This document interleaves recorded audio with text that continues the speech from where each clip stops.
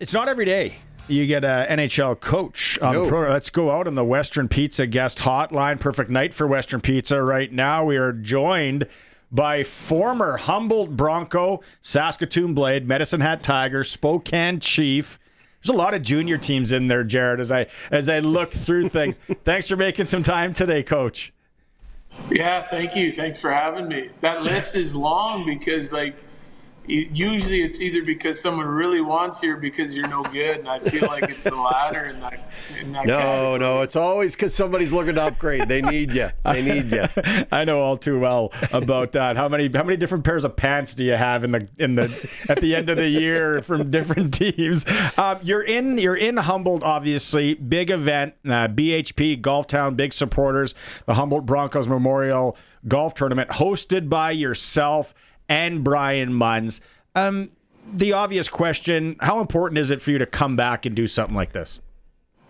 Yeah, it's really important. I mean, it's been an amazing event. Our support, and especially from our sponsors and, all the patrons that come every year to support us. It's a lot of returnees, and it's been something that, since the accident we really wanted to do, and it kind of took off and got bigger than what we even expected. So we're really happy to do it and get back in the community and be able to give back to the community and to different charities around the province. And we started a scholarship program, et cetera, et cetera. And so there's lots of things that we're trying to do to help people out. And our support's been fantastic. And on top of that, it's just really good to get back and reconnect with people and that you might have seen, a year ago, 5 years ago, 10 years ago. Some people I'm reconnecting with, it's been 10, 20, 30 years. And so it's been nice to rebuild some of those friendships.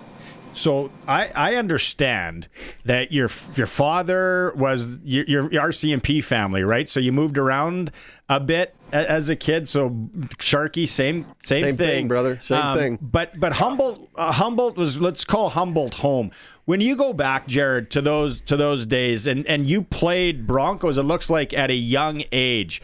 What were the goals? When did you kind of know that you could have a future playing, some minor pro hockey or pro hockey, and then into the junior ranks? Yeah, it took a while. I think growing up, my dad was stationed here twice, so I was here for most of my, elementary school, middle school, and high school. The goal was just to sort of follow in the handful of local kids that had made it and played for the Broncos. And that was a team that I wanted to play for my whole life. I was able to do that when I was 17.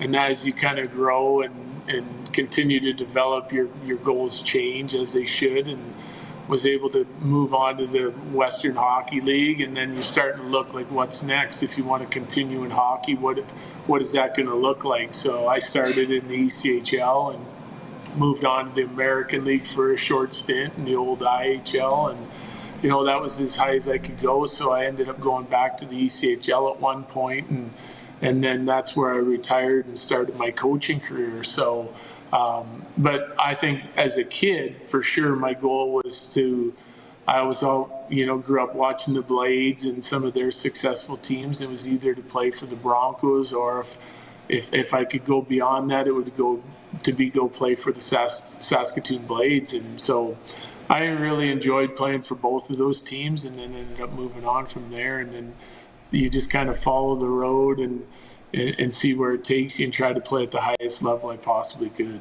I know you have one, but I'm a Saskatoon kid, so I was a fan of the Blades back there. Yeah, Strushy and Sizzo out there ripping around, but even before that, right? Who talked to you from the Blades? Was it Lubanicki? Who came calling? Yeah, it was Daryl Lubanicki. Yeah, it was. So I played with Strush and Sissons for the half year that I played there, and then ended up back with the Broncos. But I grew up watching Kelly Chase, Tony Twist, Kaminsky, and and funny enough, this tournament that we're putting on after the tragedy, I ended up talking with Kelly Chase, who does a lot of charity work both in the U.S. and here in Saskatchewan, and he said, you should you should find something to do in Humboldt. And him and Haley Wickenheiser were the ones that, whether they remember it or not, were like, you're a Humboldt kid and there's people there that want to try and help, and you should try and get something going and raise some money that would do the community good and bring people together. So, yeah, some of my idols from back when I was a kid watching them play with the Blades, like some of those people were like really important to me and helped me kind of make the decision to kind of branch out and try to get into something that we could help give back to the Humboldt community and to others across Saskatchewan. Jared, as I look at your age, date of birth, and all those things, I know that our fathers probably, if not worked together, knew each other very well through their Saskatchewan ties back here. First question to you, how many red brick buildings did you get to live in as the kid of an RCMP officer as you moved around the province? A couple, for sure, yeah. There was a couple. I remember that, the big metal door in between the residence and the office, you just knock on it or bang on it, and Dad would open it up and we'd yell at him, it's time for lunch kind of thing. So there was a few of those. Not many, but we usually were off, not in the detachment, but there was a couple of those for sure. My favorite story is one of the places we were at. We had a lot of family for Christmas. We ran out of beds, so all the kids went to cells. Dad put us all in cells for the Christmas time. Vonda, Saskatchewan, if you're looking for a reference. Jared, the Avs made a big move, I think anyway, a big move of getting Brett Burns to play on the back end for you guys this year. What do you see from what he's going to bring to your lineup, and where do you see him fitting in 1 through 6 with your D? Yeah, well, we're really excited. I think we've got a solid D core here now, and the addition of Burnsy, I think, is really important for us because he does a little bit of everything, right? And the one thing he is he's reliable. He plays all the time. His Ironman streak is the longest, I believe, in the league now. Yep. He's getting up there in age, but his ice time and the way Carolina used him, he was playing 25 minutes a night plus, and he's playing every game. So we've had some injury troubles here over the years. We've got some guys that can move around a little bit to do a really nice job. Obviously, Cale runs our power play, and Taser's on that as well. But we have room for Burnsy in that regard, and then also with penalty kill and a lot of 5-on-5 minutes. So I think when you can get quality players like that can play a lot and they're available all the time, it just helps you be a stronger team. So we don't really number our guys 1 through 6. But there's a significant amount of ice time, I'll say, for all the guys. The more you can have a quality player like him on the ice and paired with guys and playing them to their strengths, another right-hand shot for us is great. I think he's got a skill set that will fit nicely with our team, and we're really excited to have him this year. And we're glad we were able to get something done in free agency. You were without your captain for a long time after that Stanley Cup win, longer than I'm sure anybody predicted you would be. He comes back at the end of last year. Is the prognosis good? Do we think we're going to be 100%? We're going to be able to go forward, or is this a game-by-game scenario?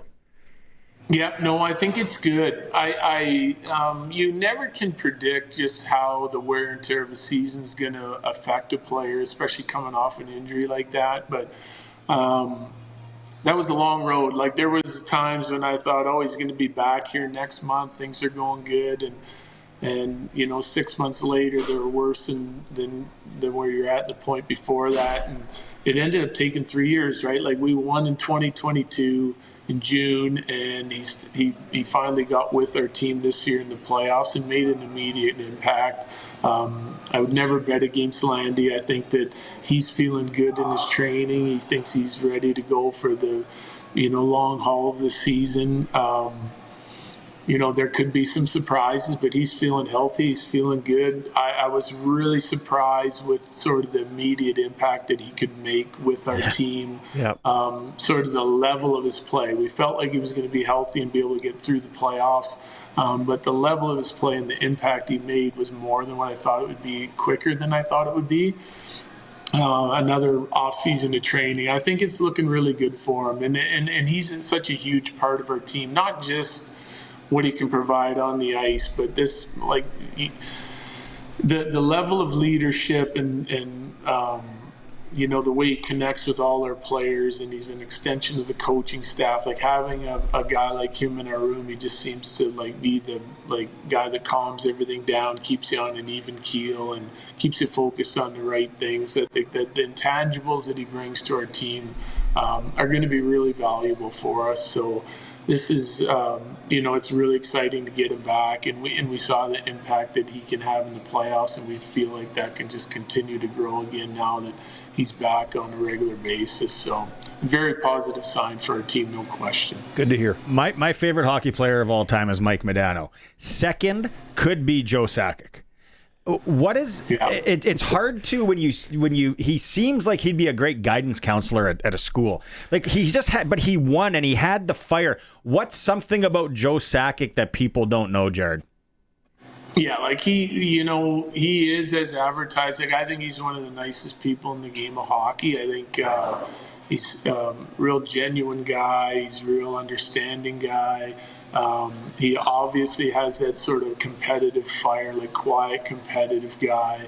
And he's proved that over the course of his career. And I think he has kind of the same approach. Like, he's, as a manager, as a president, he was our GM and now president. And he, with all the experience that he has, he's really understanding of what you're going through as a team, not just for you as a coach and for your team, as a whole, as a group, but also being able to sort of, discuss with players what's affecting them, what he thinks they can do. And obviously, if you have a guy like Joe talking to you about your game, you're going to listen and take it to heart. And so I don't think there's any real surprises. Like, what you hear about Joe and the way he is and how humble he is and how caring he is, he's just a terrific person and a terrific manager and, an unbelievable person. And that's the type of the people you want around you and supporting you and